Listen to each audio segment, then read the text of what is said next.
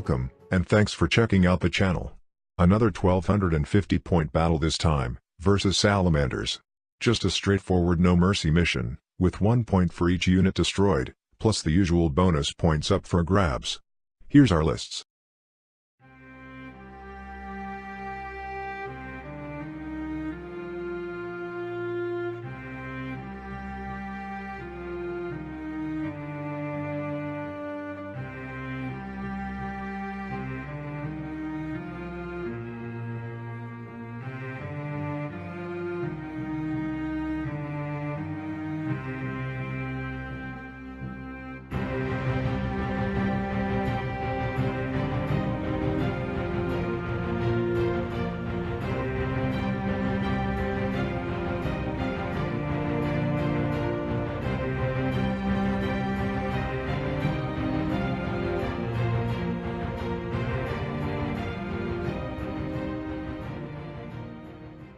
And here's deployment.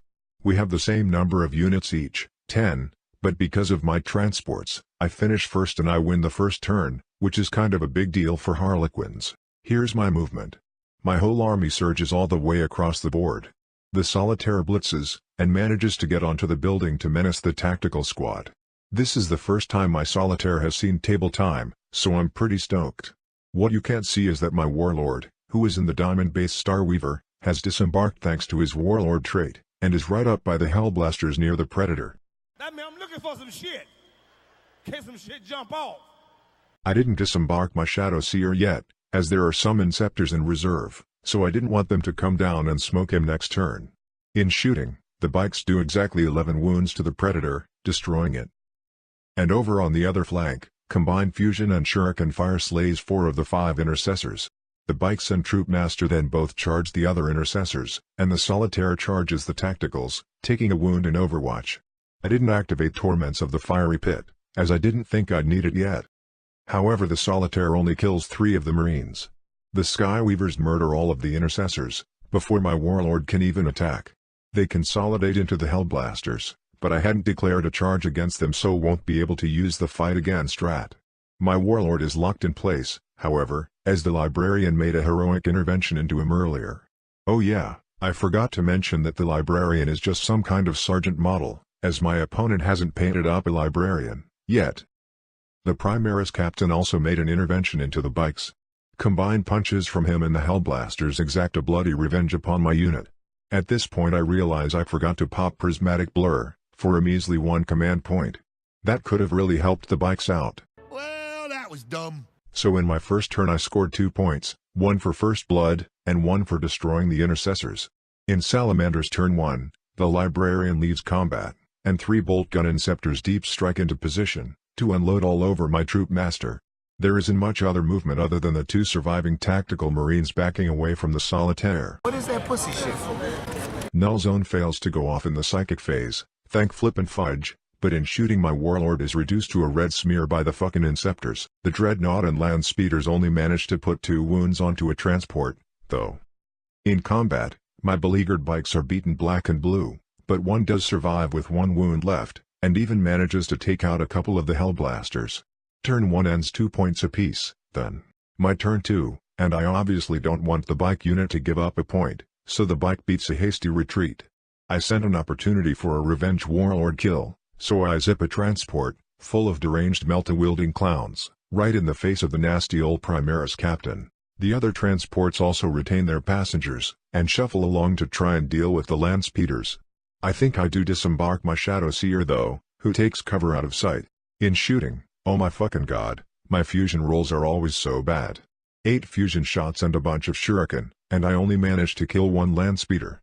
They're a unit, so no points from them yet. I do finish off the last intercessor on this side of the board though, my fusion woes continue. 5 shots from this clown car, and I don't do a single wound to the captain. Why won't you die? Oh yeah, the Solitaire murders the last 2 tactical Marines, obviously. Took him bloody long enough though, didn't it? So that's 2 more points this turn, putting me on 4. Salamander's turn 2.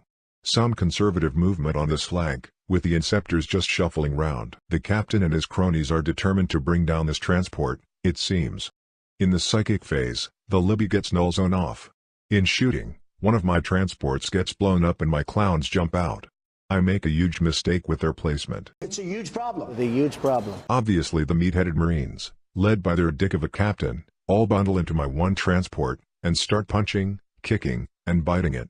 Like savage dogs or wild boars. But over here we see the real tragedy.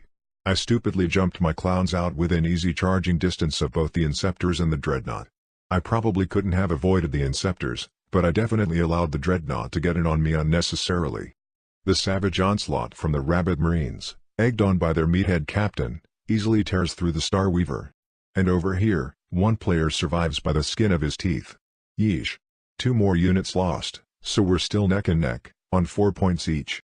My turn 3. I'm fairly confident I can inflict catastrophic losses this turn. My final troop of players bursts cackling from their transport, and the Solitaire leaps a massive 18 inches, all the way from the building top in the center, to help out versus the Inceptors. There are 2 juicy points locked up in that friggin' captain, too, so my D-Weaver troop steals itself once more, to try and bring him down. And then kick him when he's down. Kick him to death. My one player leaps the fuck out of the scrum. In the psychic phase, my Solitaire finally does something, and kills the land speeder with Mirror of Minds. Man, I love that spell. It was already wounded, so he only needed to do a couple of wounds to it. This clears a path for the fresh troop to charge the Dreadnought. They're armed with kisses, so I fancy their chances, as I already chipped a couple of wounds off earlier with some stray shuriken fire.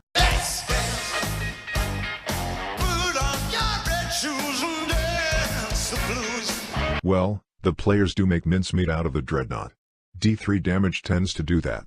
However, the Solitaire rolled shockingly badly.